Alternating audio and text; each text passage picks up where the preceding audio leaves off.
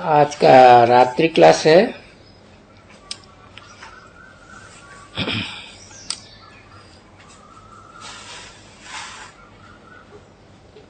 Madhuban mount Abu से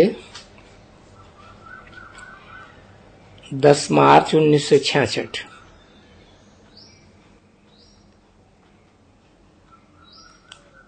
शिव बाबा को भी अविनाशी सर्जन कहते हैं।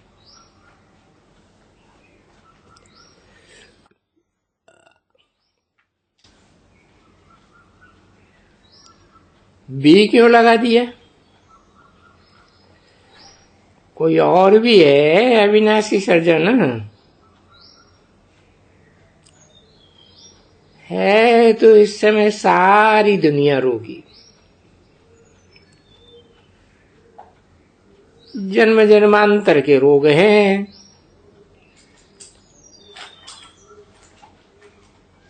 इस समय रोग देखो कितने आकर के निकले हैं। अब बाप एक ही दवाई बताते हैं। सब रोगों की एक ही दवाई, याद की यात्रा। याद की यात्रा से जन्म जन्मांतर के विकर्म भस्म हो जाते हैं और याद से आयु भी बढ़ती है। सब दुख दूर हो जाते हैं। इसलिए इनका नाम अविनाशी सर्जन है, इसका नहीं, इनका।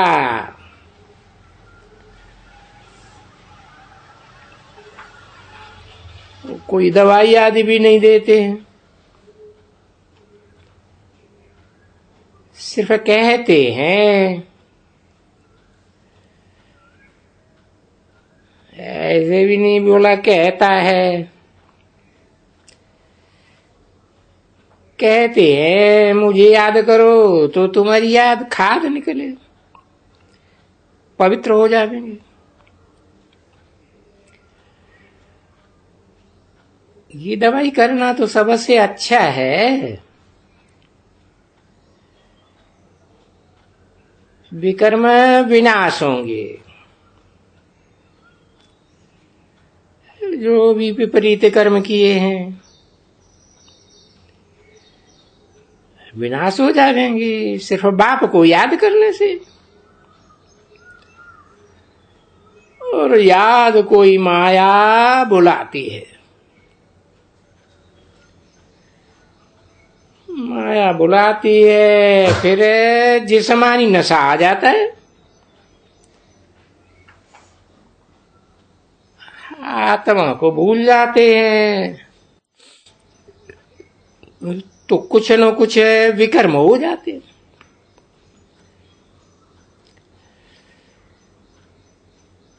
विपरीत कर्म न हो अर्थात विकर्म न हो, उसे के लिए बाप ताकीद करते हैं। बच्चे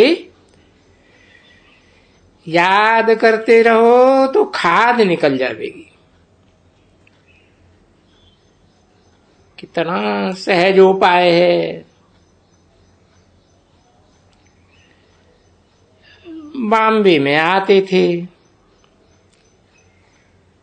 समझते थे अच्छा है, बाकी पवित्रता की बात मुश्किल समझते थे।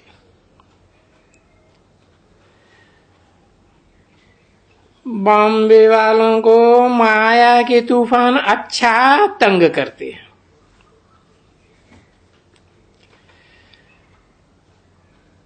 परंतु यहां जो प्राप्ति है वो गंवा लेते हैं।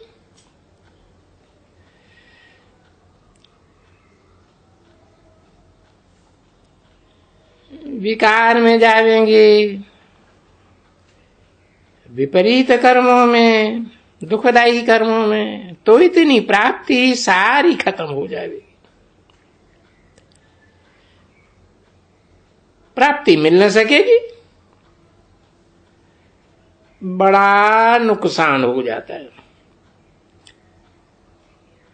कल्प कल्पांतर के लिए नुकसान हो जाता है।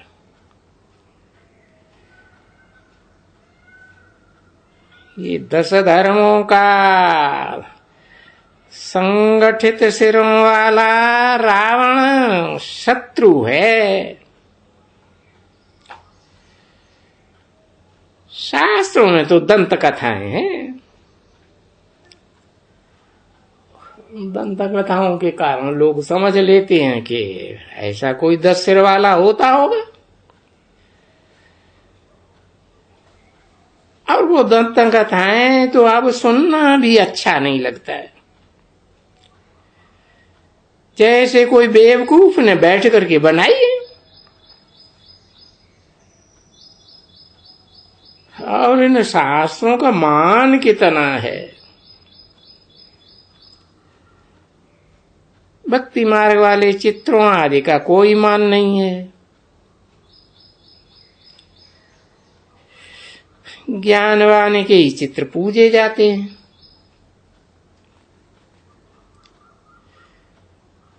जितने लक्ष्मी नारायण के बड़े बड़े मंदिर बनते हैं, उतना कोई साधु आदि का नहीं बन सकता है।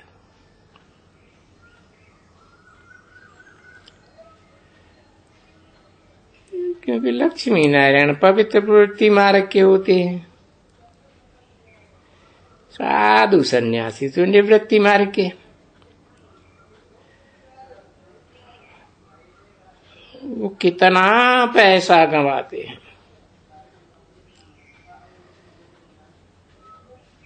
धनी दोरी कोई है नहीं जो समझावे कि इस भक्ति से फायदा क्या होगा। बाप ने समझाया है, शिव पर काशी करवट खाते हैं, उस समय विकर्मों का हिसाब किताब चुकतू होता है। फिर भी पुनर्जन्म तो लेते हैं, मुक्ति व जीवन मुक्ति में तो जा नहीं सकते। तो फिर नए सिरे कर्मों का खाता शुरू हो जाता है।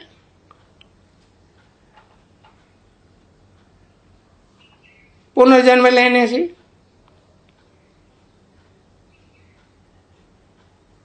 अब सभी आत्माएं हिसाब किताब चुकतू करके वापस जानी है। बाप ही सभी को ले जाने वाला है। ये बातें तुम बच्चों की सिवाय और किसी की बुद्धि में नहीं है, और ये बातें आगे चल के समझेंगे जरूर।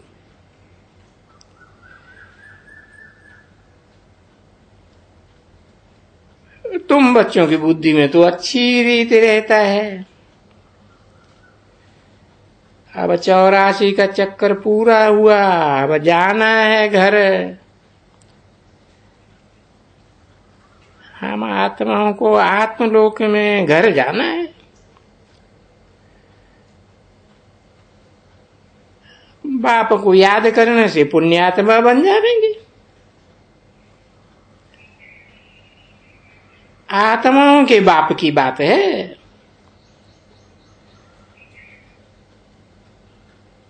और ऐसे भी नहीं कि आत्माओं का बाप इस सृष्टि पर आकर के आत्मा ही बन के रहता है।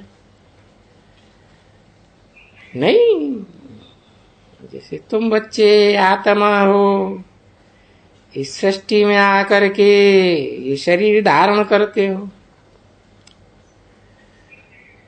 बेहद का बाप भी साकार शरीर धारण करते हैं, इसलिए बहुत सहज है। परंतु ड्रामा अनुसार जिन्होंने कल पहले समझा है ये बात, वो ही समझेंगे। नहीं तो और धर्मों के होंगे जो सिर्फ निराकार को ही भगवान मानते हैं, उनको तो तकलीफ हो जाती है। निराकार को याद करने में, बाप को याद करने में कोई तकलीफ नहीं है, क्योंकि बाप से बेहद का वर्षा मिलता है। इतनी सहज बात भी किसकी बुद्धि में नहीं बैठती है।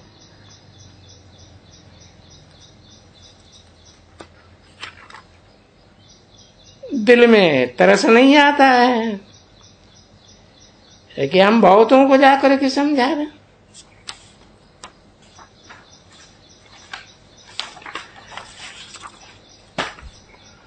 बहुतों का कल्याण करें।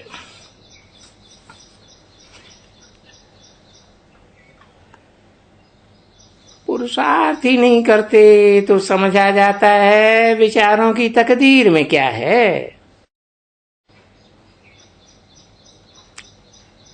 तुम भी सर्जन के बच्चे हो, यही याद की दवाई सबको देनी है कि बाप को याद करो तो विकर्म विनाश होंगे। और तुम बोलते जाओ, फिर अभी नहीं तो आगे चल के समझेंगे जरूर। जावेंगे कहाँ? समझने के लिए और समझाने के लिए हट्टी तो एक ही है। अच्छा, ओम शांति। 16 तारीख की मार्च 1966 की रही हुई मुरली के पॉइंट्स।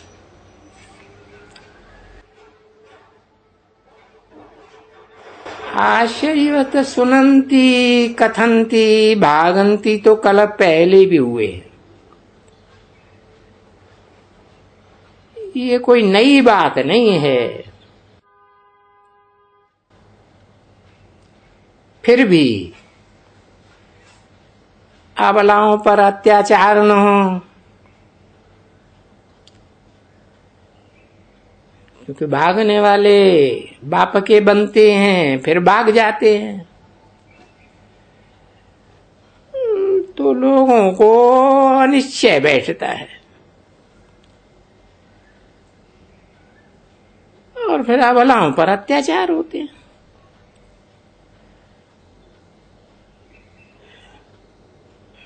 तो उनके भागने से अत्याचार होते हैं ना, लोगों को अनिश्चय हो जाता है। तो ऐसे पाप आत्मा न बन जाए, इसलिए समझाना पड़ता है भागने वालों को भी। बहुत देह अभिमानी बच्चे हैं, आत्मा अभिमान में रहते ही नहीं है, तो वो देवान बड़ा नुकसान करते रहते हैं। ये हमारा सेंटर है, ये तुम्हारा सेंटर है। इतना देह अभिमान है जो बात मत पूछो। ऐसे नहीं समझेंगे कि हम आत्मा आपस में भाई भाई है, एक बाप के बच्चे हैं, एक बाप के सभी सेंटर्स हैं। देवान में आ जाते हैं। इसलिए बाबा कहते हैं गुड़ जाने गुड़ की गोथरी जाने, अर्थात गोथरी माने शिव बाबा जाने।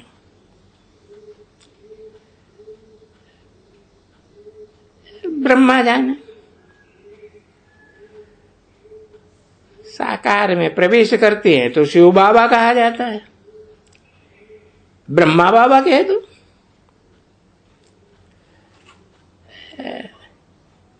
तो ये ब्रह्मा बाबा गोथरी हुई ना, है। बाप तो गुड़ की तरह बहुत मीठा है इस गोथरी में। तो उस शिव बाबा को और कोई तो जान ना सके। ये देह अभिमान की आधा कल्प की बीमारी है। ये बीमारी नहीं निकलेगी तो क्या पद पावेंगे। बाप कहते हैं ये देह अभिमान छोड़ो, अपन को आत्मा समझो, नंगी आत्मा समझो। ये देह रूपी कपड़ा छोड़ दो बुद्धि योग से। देह को, देहधारियों को याद करते रहेंगे तो मुर्दे बन जाएंगे, कब्र दाखिल हो जाएंगे विदेशियों विधर्मियों की तरह।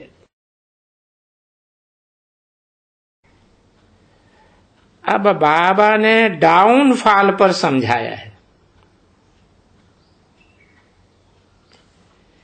देखें कौन बच्चे ये काम करते हैं। बड़े बड़े आदमियों को निमंत्रण देते हैं,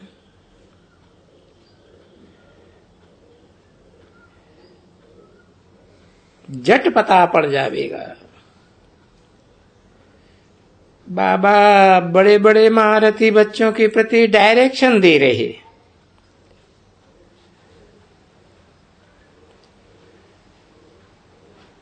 भारत हेवन से हेल कैसे बनता है।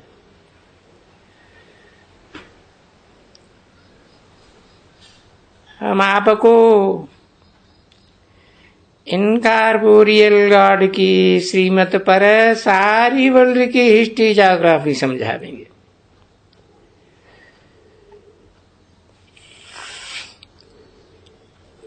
और तो कोई ऐसी श्रीमत दे न सके। जो सर्वसेवल बच्चे हैं वो झट लिखेंगे बाबा हम प्रबंध रच रहे हैं और ये प्रबंध करने के लिए पहले दहली में उठाना है।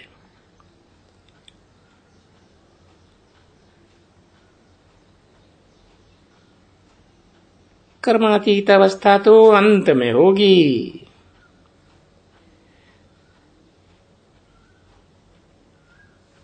देही अभिमानी बन सर्विस में लग जाना है। सर्विस में हड्डी हड्डी चूर कर देनी है। ओम शांति।